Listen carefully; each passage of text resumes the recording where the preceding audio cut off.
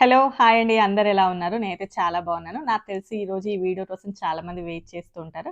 But మనకి అసలు work ముఖ్యం గదా! అందుకోసమే నిన్న ఎంత ట్రై చేసినా కూడా ఈ వీడియో అయితే చేయలేకపోయాను. సరే ఇంక ఈ వీడియోలో అయితే మొత్తం మీరు అనుకున్నవి అన్నీ కూడా క్లారిటీగా అయితే చెప్తాను. ఫస్ట్ థింగ్ ఆగస్ట్ 5, 2025న అమెరికన్ గవర్నమెంట్ అయితే ఒక న్యూ డెసిషన్ అయితే తీసుకుంటుంది.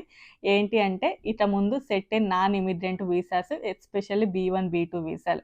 అంటే మోస్ట్‌లీ ఎవరైతే పేరెంట్స్ యూఎస్‌కి వస్తూ ఉంటారో, విజిటర్ పర్పస్‌లో ఎవరైతే యూఎస్‌కి వస్తూ ఉంటారో, వాళ్ళకి ఇక ముందు నుంచి యూఎస్ఏ వీసా రావాలి అంటే $15,000 బాండ్ తీసుకోవాలి అని చెప్పేసి.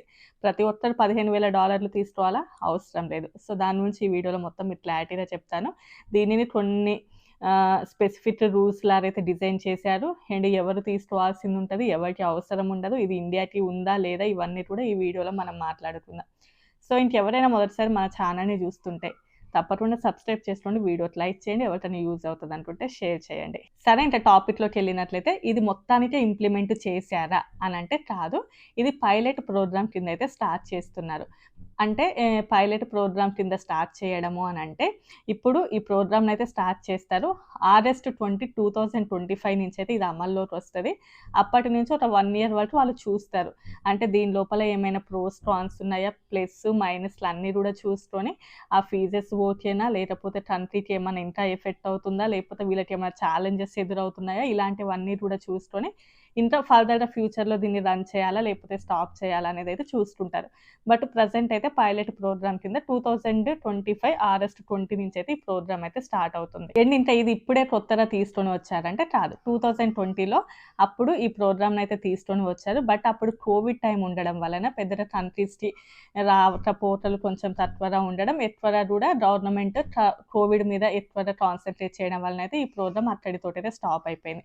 దీన్ని మళ్ళీ రీఫార్మేట్ చేస్తూ అయితే న్యూగా అయితే ఈ ప్రోగ్రామ్‌నయితే స్టార్ట్ చేస్తున్నారు. ఇక బాండ్ అంటే ఏంటి? ఇది మనందరికీ కూడా తెలుసు. చాలా వరకు మనం కొన్ని కంపెనీస్‌లలో జాయిన్ అయ్యేటప్పుడు మీరు ఈ సర్టెన్ సర్టిఫికేట్స్ మాకివ్వండి. ఇన్ని రోజులు ఈ సర్టిఫికేట్స్ మా దగ్గర పెట్టుకుంటాం. మీరు వెళ్ళేటప్పుడు ఈ సర్టిఫికేట్స్ ఇస్తామంటారు. ఇంకా కొన్ని కంపెనీస్ వాళ్ళు మీరు ఒక 50,000 లేకపోతే 1,00,000 డిపాజిట్ చేయాలి.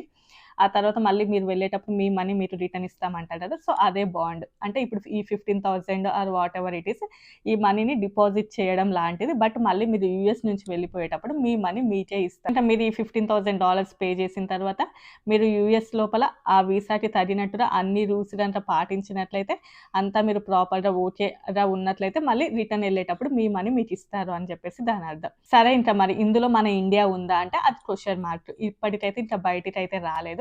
2020 ఆ టైం లోపలైతే మన ఇండియా అయితే నేమ్ లేదు. బట్ ఈసారి ఇంకా రిజిస్టర్ లోపల అంటే ఫెడరల్ రిజిస్టర్ లోపల నేమ్స్ అయితే ఇంకా ఏవి కూడా బయటికైతే రాలేదు. బట్ 2020 ఆ టైం లోపల మాత్రం మన ఇండియా యొక్క నేమ్ అయితే అందులో లేదు. ఈసారి కూడా ఆ 2020 యొక్క లిస్టేనా? లేకపోతే ఇప్పుడు అన్ని కంట్రీస్‌కి వర్తిస్తదా? లేకపోతే సెట్టెన్ ఇంకా ఓన్లీ కొన్ని కంట్రీస్‌ని ఏమైనా ఎక్స్‌ట్రాగా యాడ్ చేస్తారా అనేది మనకు తెలవాల్సిందుంది. బట్ ప్రస్తుతానికి మన ఇండియా ఉందా? లేదా? అనేదైతే ఒక క్వెషన్ మార్క్ లాగానే ఉన్నది. ఒకవేళ మన ఇండియా ఉంటే ఎలా ఉంటది అని చెప్పేసి కూడా ఈ వీడియోలో మనం డిస్కస్ చేద్దాం. కొన్ని కంట్రీస్ యొక్క నేమ్స్ అయితే యాడ్ చేస్తున్నారు కదా! అసలు ఏ బేసిస్ మీద ఆ కంట్రీస్ యొక్క నేమ్స్ యాడ్ చేస్తున్నారు?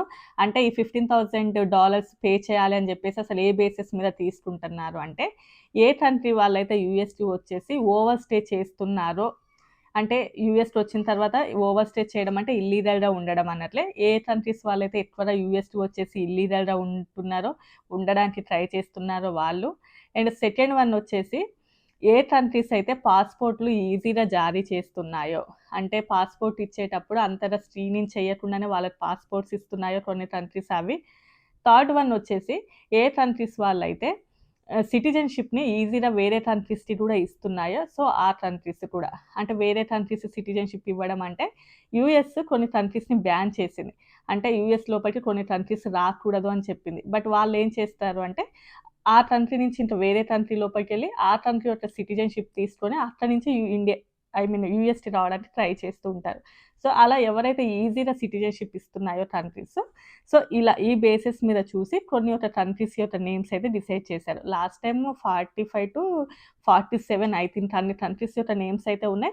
బట్ ఈసారి కూడా అవే కంట్రీస్ యొక్క నేమ్సా లేకపోతే ఇంకా ఎక్స్‌ట్రా యాడ్ చేస్తున్నారా అనేది మనకి ఫర్దర్‌గా తెలుస్తది. ఓకే. మరి ఈ పాలిసీని తీసుకురావడం వలన గవర్నమెంట్ పెద్ద ఉపయోగం ఏంటి అని అనుకోవచ్చు. ఈ మధ్య కాలంలోనే రఫ్‌గా క్యాలిక్యులేషన్ చేసుకుంటే ఒక 17,00,000 మంది వరకు ఓవర్ స్టే చేశారంట యూఎస్‌లో. అలా చూసుకున్నా కూడా గవర్నమెంట్ ఎప్పటినుంచో కూడా ఈ పాలిసీని గనక పెట్టున్నట్లయితే సుమారుగా గవర్నమెంట్‌కి $17 బిలియన్ల వరకు ఆదాయం వచ్చేది. గవర్నమెంట్ ఒక ఎకానమీ పెరిగేది. అండ్ సెకండ్ వన్ వచ్చేసి ఇలా ఎవరైతే ఓవర్ స్టే చేస్తూ ఉన్నారో వాళ్ళు ఉండడం వలన యూఎస్‌కి నేషనల్ థ్రెట్స్ ఉన్నాయి ఒకటి. అండ్ చాలా వరకు క్రిమినల్ యాక్టివిటీస్ ఎక్కువగా అవుతున్నాయి. వీటన్నిటిని అరికట్టాలి అంటే ఈ కొత్త పాలిసీని తీసుకురావాలి అని చెప్పేసి అయితే గవర్నమెంట్ డిసైడ్ అయింది. ఓకే. మరి మేము వీసా ఇంటర్వ్యూకి వెళ్తున్నాము. మాకు ఓకే అయిపోయింది. ఇంకా మేము $15,000 కట్టడానికి కూడా మేము రెడీగా ఉన్నాము. అసలు ఎక్కడ కట్టాలి అని చెప్పేసి మీకు డౌట్ వస్తది. ఎవరైతే వీసా ఇంటర్వ్యూకి వెళ్తారో, వెళ్ళిన తర్వాత అక్కడ ఆ ఇంటర్వ్యూయర్ మిమ్మల్ని క్వెషన్స్ అడిగినప్పుడు, అతనికి మీ మీద ఏమైనా డౌట్ అనిపించినా కూడా, లేకపోతే వీళ్ళకి వీసా ఇస్తే ఏమైనా ప్రాబ్లమ్ అనిపిస్తదా? వీళ్ళు తిరిగి మళ్ళీ ఇండియాకి వస్తారా? అంటే ఫర్ ఎగ్జాంపుల్ ఏ కంట్రీ అయితే ఆ కంట్రీ. వీళ్ళు తిరిగి మళ్ళీ వాళ్ళ కంట్రీకి ఎళ్ళిపోతారా? వాళ్ళ యొక్క డాక్యుమెంట్స్ కానియండి, అవన్నీ కూడా చెక్ చేసినప్పుడు వాళ్ళకి గనక ఏదైనా డౌట్స్ గనక వచ్చినట్లయితే, దానిని ఒక 3 క్రైటీరియా లాగా డిజైన్ చేశారు. $15,000, $10,000, $5,000. ఎవరి మీదనైతే చాలా ఎక్కువగా అనుమానంలాగా అనిపిచ్చింది. వాళ్ళ యొక్క డాక్యుమెంట్స్ అన్నీ ప్రాపర్‌గానే ఉన్నాయి. అంతా ఓకేలాగానే ఉంది. కాకపోతే ఎందుకో వాళ్ళ డౌట్ అనిపిస్తుంది వాళ్ళ మీద అని అనిపించినట్లయితే వాళ్ళు $15,000 బాండ్ కట్టాల్సిందుంటది. కొంచెం నార్మల్‌గా డౌట్ అనిపిచ్చి అటు ఇటుగా ఉన్న వాళ్ళు $10,000 ఓకే. వచ్చేలాగానే ఉన్నారు గానీ మళ్ళీ ఏమన్నా తేడాలుందా అని అనిపిస్తే, అంటే వాళ్ళ యొక్క డౌట్స్‌ని బట్టేసి $5,000 ఇలా పే చేయాల్సిందుంటది. అంటే పేరెంట్స్‌గా యూఎస్ వీసా మీద రావాలి అనుకున్న ప్రతి ఒక్కరు కూడా $15,000 కట్టాల్సిన అవసరం లేదు. మీరు వీసా ఇంటర్వ్యూకి వెళ్ళిన తర్వాత అక్కడ వాళ్ళకి డౌట్ గనక వచ్చినట్లయితే వాళ్ళే చెప్తారు మీరెంత కట్టాల్సిందుంటది అని చెప్పేసి. అప్పుడు మీ వీసాని హోల్డ్‌లో పెడతారు. ఆ తర్వాత వాళ్ళ నుండి మీకు మెయిల్స్ వస్తూ ఉంటాయి. అంటే ఐ మీన్ ఇలా మీరింత కట్టాల్సిందుంటది అని చెప్పేసి మీరు డైరెక్ట్‌గా వాళ్ళ చేతికి మనీ ఇవ్వాల్సిన అవసరం ఉండదు. వాళ్ళు లింక్ పంపిస్తారు. Federal link. అప్పుడు మీరు మనీ పే చేయాల్సిందుంటది. ఓకే. మమ్మల్ని $15,000 పే చేయమన్నారు. ఓకే. మేము పే చేసేసాం. మళ్ళీ మాకు ఆ మనీ ఎప్పుడు రిటర్న్ ఇస్తారు అంటే, ఆల్రెడీ మీకు వీసా వచ్చిన తర్వాత ఉంటది కదా! 6 మంత్స్ వరకు మీరు యూఎస్‌లో ఉండొచ్చు అని చెప్పేసి పేరెంట్ లారా వచ్చినట్లయితే, దానికి వ్యాలిడ్ I-94 అవన్నీ కూడా ఉంటాయి కదా! వాటిని బేస్ చేసుకొని మీరు అప్లై చేసుకుంటే మళ్ళీ మీ మనీ మీకైతే రిటర్న్ వస్తాయి. అండ్ మీరు యూఎస్ లోపలికి పేరెంట్ వీసా లాగా వచ్చినప్పుడు పేరెంట్ వీసా లాగానే ఉండాలి కానీ, వాళ్ళ ఇండ్లల్లో పనులు చేస్తాం, వీళ్ళ ఇండ్లల్లో పనులు చేస్తాం, ఉన్నన్ని రోజులు ఏదో ఒకటి సంపాదించుకుంటాము అలాంటివి చేయకూడదు. వీసాకి ఏవేవి అయితే రూల్స్ ఉంటాయో అవన్నీ కూడా మీరు తప్పకుండా పాటించినట్లయితే మీరు కట్టినటువంటి మనీ మీకు రిటర్న్ వస్తాయి. మీరు పాటించలేదా ఆ మనీ అయితే గవర్నమెంట్‌కెళ్ళిపోతాయి. సరే ఇంకా మా డాక్యుమెంట్స్ అన్నీ బానే ఉన్నాయి. కాకపోతే మమ్మల్ని 15,000 కట్టమన్నారు. దీనికి ఎలాంటి ఎగ్జెప్షన్ లేదా అనే డౌట్ రావచ్చు మీకు. ఉన్నాయి దానికి కూడా. కాకపోతే అవి నార్మల్‌గా మన సామాన్యులకి ఉపయోగపడేలాగైతే లేవు. అదంతా కూడా డిఫరెంట్ స్టోరీ. అది మన ఇండియాకి కూడా ఓకే అయింది అనుకుంటా. ఆ వీడియో చేసినప్పుడు మళ్ళీ చెప్తాను నేను దాని గురించి. ఓకే. మరి ఇది కట్టడం వలన ఏముందిలే ఎన్ఆర్ఐసే కదా! ఆల్రెడీ యూఎస్‌లో ఉన్నారు. బానే సంపాదించుంటారు. వాళ్ళకి $15,000 అంటే పెద్ద మ్యాటరా అనుకోవచ్చు. చాలా పెద్ద మ్యాటరే. అంత ఈజీగా ఎవరి దగ్గర కూడా $15,000 ఫర్ ఎగ్జాంపుల్ పేరెంట్స్ ఇద్దరు వస్తున్నారంటే $30,000 చేతిలో పెట్టుకొనైతే ఎవరు కూడా ఉండరు. అంత $30,000 వరకు ఉండేంత సీన్ అయితే చాలా తక్కువ మందికుంటది. వన్స్ ఒకవేళ వాళ్ళ దగ్గర మనీ ఉన్నా కూడా వాళ్ళు మెయిన్‌లీ పేరెంట్స్ ఎవరైనా యూఎస్ వస్తారేమో వాళ్ళని కొంచెం అటు ఇటు తిప్పుదాము, లేకపోతే అటు ఇటు చూపిద్దాము అని చెప్పేసి వేరే అవసరాలకు ఉంటాయి కానీ ఓన్లీ 30,000 బాండ్ పెట్టే అంత మనీ అయితే ఉండవు. ఒకవేళ ఉన్నా కూడా అది చాలా వరకు ప్రతి ఒక్కరికి కూడా కష్టంగానే అనిపిస్తూ ఉంటది. అది ఫస్ట్ పాయింట్. కొంచెం పాజిటివ్‌గా అనిపించేదేంటంటే ఇక ముందు వీసాలు అంటే ఎవరికైతే పేరెంటింగ్ వీసాలు ఇస్తూ ఉంటారో వాళ్ళకి ఈ రిజెక్షన్స్ అయ్యేటటువంటి ఛాన్సెస్ కొంచెం తక్కువగా ఉంటాయి.